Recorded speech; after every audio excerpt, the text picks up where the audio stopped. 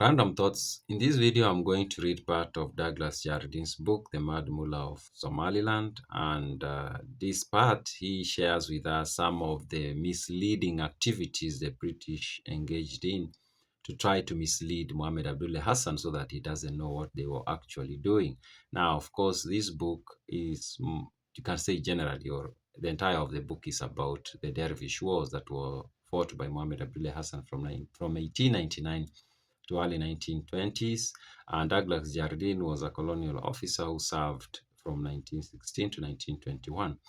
Now, of course, this was a war. The Dervish War was a war like any other war. And during war, besides the weapons and the battlefield activities, misleading and propaganda is very, very critical. You can have the best hardware and best fighting, the best trained force, but if you are not good at PR, it could be useless. So the British, of course, knew that. They've been around for a very long time, and they are one of those who perfected the art of war. And so they, in another video I did discuss the British requesting the Italians to allow them to use a place called Obbia to bring their troops using ships to Obbia to drop them at Obbia so that they can move interland. So in this part, it talks about they did do that in the third expedition where they brought troops through Obbia. Now, they want to do something similar, but this time around they are trying to trick Mohammed Abdille Hassan so that he thinks they've dropped troops at Obbia, but actually they've not. And they are going to drop the troops in another place. He says, in the meantime, between the 14th and 18th November, this is 1903, and here the British are planning for the fourth expedition. Commander E.R. Pierce, RN, with HMS Popes, Popois, and Marlin, and HIMS Galileo, these are ships, appeared before Obbia to make the proposed naval demonstration to induce the impression that we were landing a force at Obbia simultaneously with an occupation of Galadi.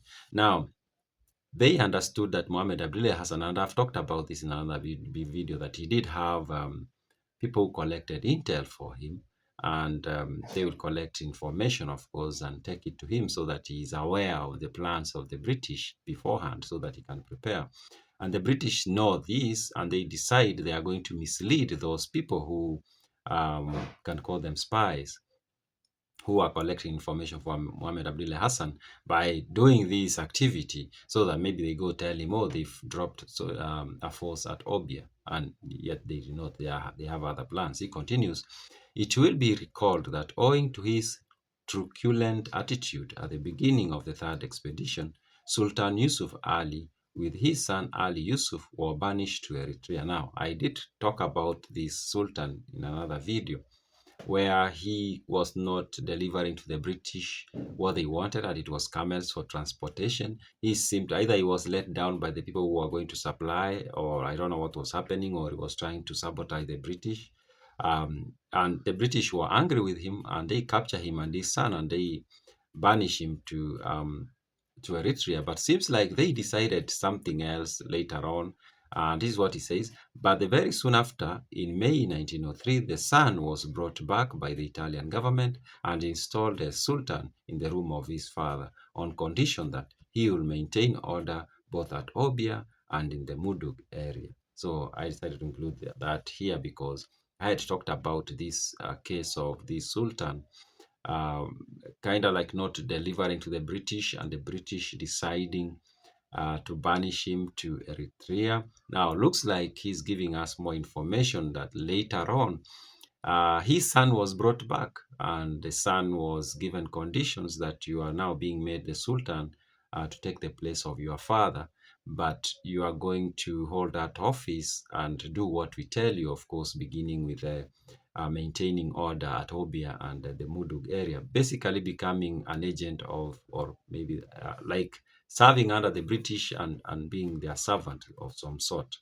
And I think this was very common. Of course, in this case, it's not like he's directly serving the British. Of course, he's serving the Italians, but the Italians did have some understanding, some agreements with the British about fighting Mohammed Abdille Hassan or about the war that was going on against Mohammed Abdille Hassan.